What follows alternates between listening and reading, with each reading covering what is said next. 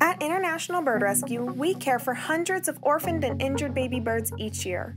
They are undeniably cute, and for us humans, our first reaction is often to hold or nurture the babies. But many of these young species are prone to habituation, which means that instead of fearing humans, they become accustomed to our presence.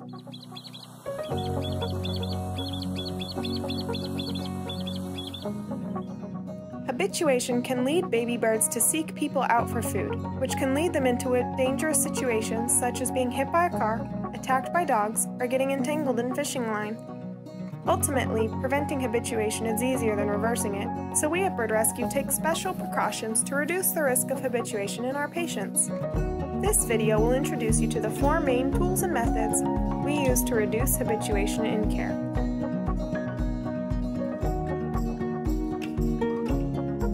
Ideally, baby birds will be housed with others of the same species so that they are accustomed to being around their own kind. When that is not possible, we provide them with mirrors and feather dusters to recreate the fuzziness of a mom so they don't feel alone. To prevent them from getting used to the sight of humans, we also use pillowcases, sheets, and towels to cover cages so they do not see our team members as we walk around the clinic.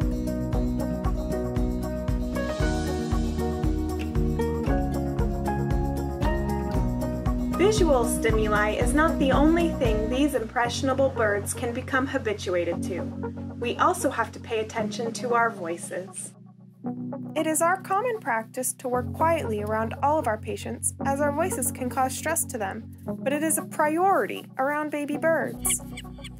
Additionally, we use recordings of their natural environment and the calls of adult members of their species to give these young birds a sampling of what they would be hearing if they were still home in their nests with mom and dad.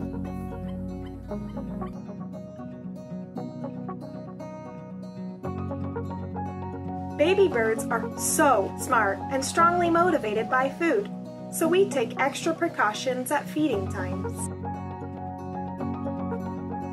We ensure that we are completely covered and utilize multiple types of costumes, depending on the species and location of the bird.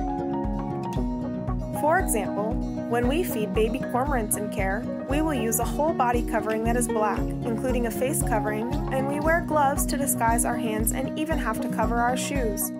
It may look scary to us, but it is the best way for us to mask our humanness and use the same color cues that an adult cormorant would have.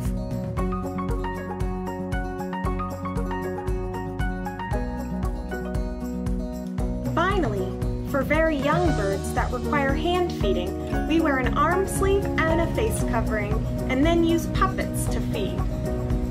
It's important to utilize puppets or hemostats and never use our bare hands and fingers to ensure they do not recognize humans as their parents.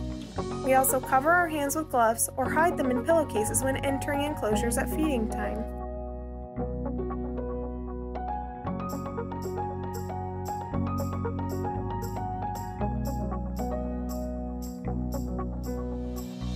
As you can see, raising baby birds and keeping them wild is no easy task. This is why it is critical to seek out a licensed wildlife rehabilitator for help if you find an injured or orphaned baby bird. Even when baby birds and other animals are raised out in the wild by their natural parents, they can still be at risk of habituation. Here are a few things you can do to help keep these wild animals safe.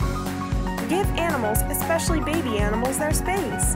Seeing animals in the wild is a wonderful experience, but be sure to keep a safe distance. Don't feed wild animals. It may seem like a helpful thing to feed ducks or squirrels at the local park, but it can cause them to become too accustomed to people, and human food is not as nutritious for them as their natural diet. Be an example. You can help teach others the importance of keeping wild animals wild by sharing what you learned in this video. And if you'd like to learn more, head to our website to find more volunteer opportunities and more resources on how you can help protect baby birds.